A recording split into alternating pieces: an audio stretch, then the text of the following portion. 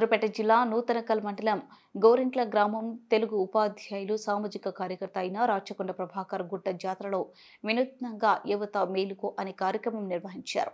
ఈ సందర్భంగా వారు మాట్లాడుతూ యువత మధ్య వయస్సు కలవారు మాదక ద్రవ్యాలకు, మద్యపానం, ధూమపానంకు అలవాటు పడి ప్రాణాల మీదకి తెచ్చుకుంటున్నారని, యువత చెడు అలవాట్లు మానుకోవాలని బ్యానర్ కరపత్రాల ద్వారా అందరికీ తెలియపరుస్తున్నారని తెలిపారు.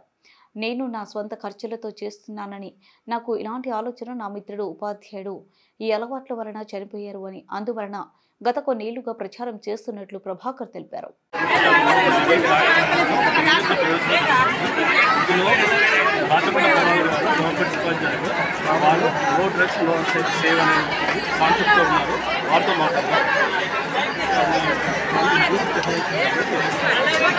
నా పేరు రాచకొండ ప్రభాకర్. నేను గోరింట్ల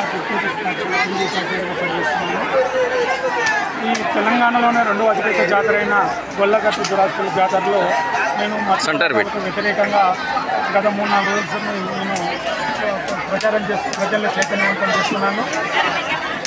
ఈ 8-9 సంవత్సరాల నుంచి రేపటిలో చనిపోతున్న విద్యార్థులు ఉన్న ముసలి వాళ్ళు కూడా మత్తు పదార్థాలను వాడి మన కుటుంబానికి తీరని ఉపయోగాన్ని కలిగిస్తున్నారు.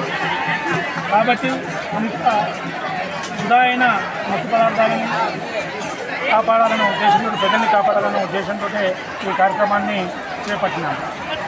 మీకు ఈ ఆలోచన రావడానికి కారణం ఏంటంటే మీరు ఎందుకు ఇది నిర్ణయం తీసుకున్నారు?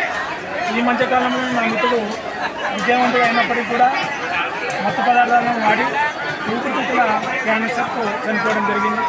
అది నాకు చాలా బాధ అనిపించింది. నా మిత్రుడికి జరిగిన అన్యాయం ఈ సమాజానికి ఎవరికో జరగదని నా వంతుగా నేను ఈ ప్రచారం చేస్తున్నాను. మీరు స్వచ్ఛందంగా చేస్తున్నారా? మేము ఆర్గనైజేషన్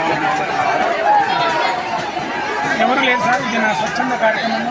దీనికైనా ఖర్చుగా మొత్తం నేను భరించుకొని, నేను ప్రభుత్వ ఉపాధ్యాయుడు అయినప్పటికీ కూడా సెలవు దినాలు, ఖాళీ సమయంలో నేను ఇలాంటి కార్యక్రమాలు చేస్తున్నాను.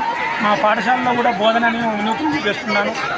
విద్యార్థులకు అర్థమయ్యే విధంగా నేను ప్రత్యక్ష అనుభూతి కలిగే విధంగా మా ప్రధాన ఉపాధ్యాయుల సహకారంతో కూడా ఈ కార్యక్రమం పాఠ్యాంశాలను కూడా నూతనంగా బోధిస్తారు. ఇదండి ప్రభాకర్ గారు చెప్పే విషయం ఏంటంటే యూత్ సన్మార్గంలో ప్రయాణించాలి. అందరూ డ్రగ్స్ కానీ, ఈ గంజాయి కానీ ఎటువంటి మాదక ద్రవ్యాలు తీసుకోకుండా, మనకు ఆల్కహాల్ కూడా ఎటువంటి తీసుకోకుండా ఉండాలని, అందరూ మంచిగా ఉండాలని చెప్పి కోరుకుంటున్నాను.